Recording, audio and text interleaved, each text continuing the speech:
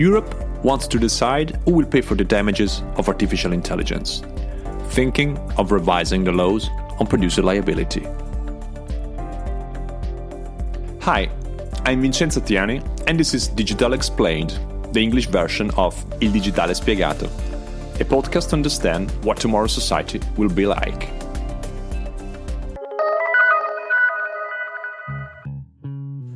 Last 19th of February, the European Commission published its white paper on artificial intelligence.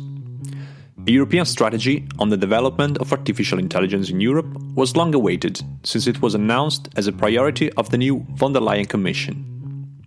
Attached to this policy paper is another, less commented but equally crucial report on the security and liability implications of artificial intelligence, robotics, and Internet of Things. For some time now, the question has been asked: who will the victim of an accident caused by a self-driven car take it up with? The company that produced the car or the company that supplied artificial intelligence? It is therefore questionable whether the current rules in the field of product liability and safety are able to adapt to the technological evolution we are experiencing, or whether they need to be, if not rewritten, at least updated. Clear rules are of paramount importance to ensure that both citizens and businesses are not afraid to fully embrace technological innovation. There are many different critical issues to deal with. On the one hand, the opacity of the decision taken by artificial intelligence and the lack of transparency of the algorithm that regulates it make it difficult to understand how to prevent potential harmful decisions. On the other hand, the problem of cybersecurity that will be a central investment as more and more devices will be connected and will dialogue with each other constantly. However, it should not be forgotten that the entry of artificial intelligence into the production process will also bring benefits to the security of products and services, thanks to the possibility of being able to analyze and exploit large amounts of data on their performance. The interconnected autonomous vehicles will lead to reduction in accidents, largely caused by distraction and human error. If Tesla already updates the software of its car like a smartphone, the same will be done for all other connected products, without having to go through the dealer, but comfortably from home. The European Union already offers a number of standards that have aligned the quality standards of consumer goods. There is the 2001 General Product Safety Directive, which ensures that goods circulating in the European market are safe, not harmful to health and environment. There are also special rules for the automotive and transport sectors, for medical instruments, which already take into account the technological integration within them. As we said, the autonomy that distinguishes the decision of artificial intelligence can raise quite a few problems in terms of liability. The general rule is that the producer must take into account the risk that the product may pose throughout its entire life cycle, and must adequately warn the consumer of these risks. With artificial intelligence, which is something dynamic and constantly changing as it constantly learns, the risk calculation will have to be done throughout the entire product life cycle. That is why it will be essential that human control is always vigilant to prevent unwanted and unforeseen effects. Other types of new risks will be those related to the mental health of those who interact with devices or robots that integrate artificial intelligence.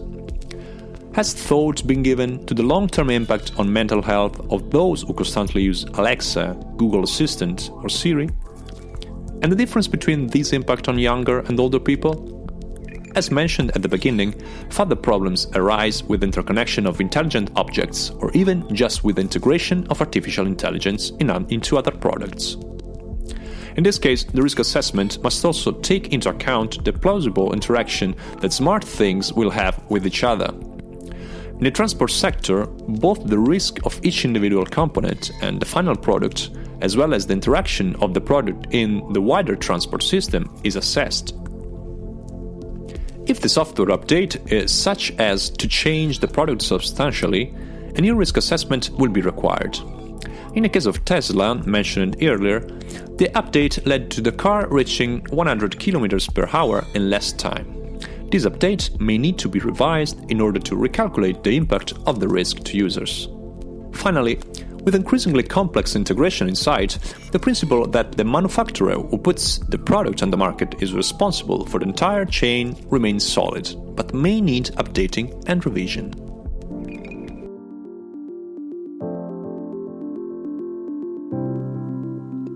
So, let's go back to the example of the car accident. Today, the owner of the car is required by law to be insured. This obligation does not apply to the car manufacturer. In the future of autonomous cars, so the situation may not change. If I have an accident, I will be compensated by the insurance company, which will be able to claim back from the manufacturer of the car in the event of a defect.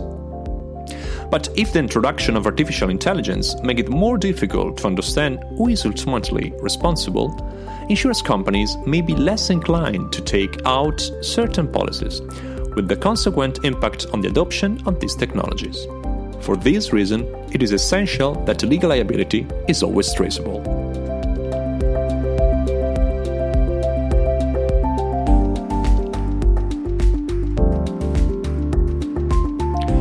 However, in the consumer sector, the report highlights how, given the technological complexity of these new devices, it may be too burdensome for the consumer to demonstrate the fallacy of the product.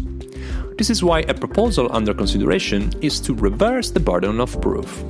If the manufacturer has not complied with the safety requirements, then the product is considered defective unless proven otherwise.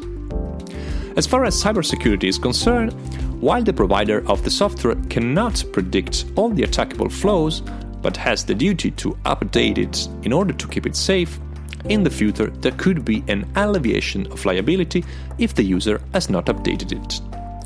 This means that a minimum of skills, such as the ability to update phones, tablets and laptops and their respective applications, will be increasingly necessary in the future to not see the compensation required decreased. Finally, the problem of lack of transparency in algorithm decisions.